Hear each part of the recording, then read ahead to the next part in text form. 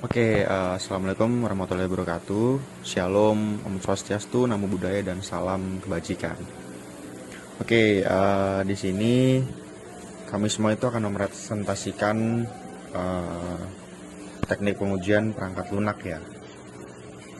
Nah, anggota kelompok kami itu ada 4 orang ya teman-teman.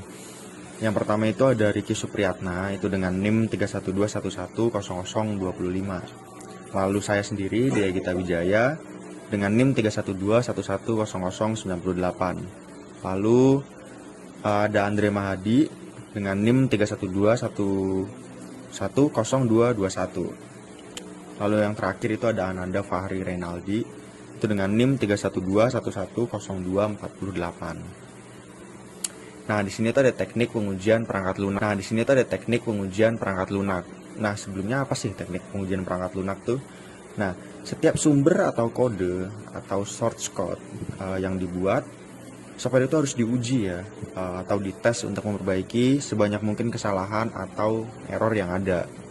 Nah, teknik pengujian itu secara umum itu mencakup 2 hal penting ya. Yang pertama itu menguji internal itu atau logic dari komponen software gitu. Lalu menguji output domain dari program ya atau dari functionnya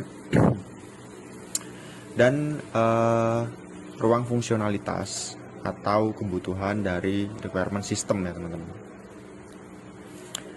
Nah, teknik pengujian perangkat lunak.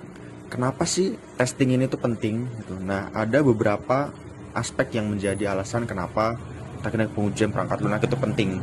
Nah, ini tuh ada 4 poin yang memang menjadi dasar dari sebuah teknik pengujian perangkat lunak. Yang pertama itu ada setiap program itu selesai dibuat dan siap dijalankan, maka customer itu wajib mengujinya terlebih dahulu. Nah, untuk meminimalisir segala resiko yang mungkin nanti terjadi ketika software ini di launching, makanya itu harus diuji terlebih dahulu ya teman-teman. Lalu yang kedua itu software itu harus diuji secara intens ya untuk menemukan dan menghilangkan error sebelum diserahkan ke customer. Karena dari software yang kita buat ini, teknik pengujian yang dilakukan oleh setiap individu atau instansi itu cukup berbeda, tergantung dari karakter dan kebutuhannya masing-masing. Lalu yang ketiga itu untuk menguntungkan sebanyak mungkin kesalahan gitu, untuk penemuan sebanyak mungkin kesalahan yang dapat ditemukan dari sebuah software, pengujian itu harus dilakukan dengan cara sistematis dan benar-benar rinci ya, sistematis, benar-benar terstruktur mulai dari atas sampai dengan ke bawah, mencakup semua yang ada dalam software itu. Lalu test case harus dirancang itu dengan menggunakan teknik pendekatan atau technique-wise approach. Seperti itu teman-teman. Nah, untuk slide selanjutnya itu bisa dilanjutkan oleh rekan saya, Andre Mahadi. Dipersilahkan. Yaitu saya di sini akan menjelaskan God Software. Apakah God Software sudah memenuhi hal-hal berikut? Yang pertama ada availability, semakin baik cara kerjanya semakin efisien pengujiannya. Yang kedua ada observability, apa yang kamu lihat itulah yang kamu uji. Yang ketiga ada controllability, semakin baik kita mengontrol perangkat lunak, semakin banyak pengajuan yang dapat diotomatisasi dan dioptimalkan. Terus yang keempat ada discoverability, dengan mengontrol cakupan pengajuan kami dapat lebih cepat mensolasi masalah dan melakukan pengujian dengan lebih cerdas. Yang kelima ada simplicity, semakin sedikit yang perlu diuji semakin cepat kita dapat mengujinya. Yang terakhir ada apa itu stability, semakin sedikit perubahan semakin sedikit gangguan terhadap pengujian. Go testing yang baik tidak terlalu sederhana namun juga tidak terlalu kompleks. Beberapa atribut go test, jangan kombinasikan beberapa tes ke dalam sebuah test case. Yang kedua ada test case harus dilaksanakan secara terpisah. Terus test case sebagai sebuah tantangan dalam merancang sebuah produk, dan ada banyak sekali metode merancang test case, namun digunakan metode pendekatan sistematis untuk testing.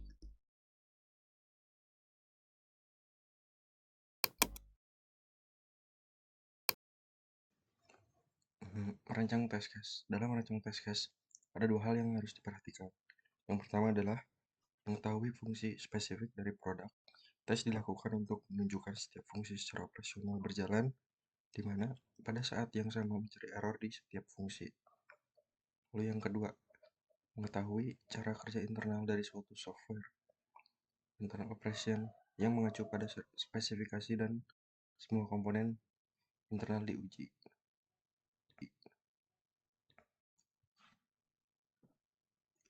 Lalu black box testing. Black box testing biasanya dilakukan melalui software interface atau dari menu.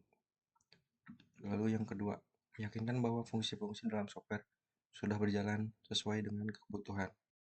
Yang ketiga adalah input dengan baik diterima dan output yang dihasilkan itu benar.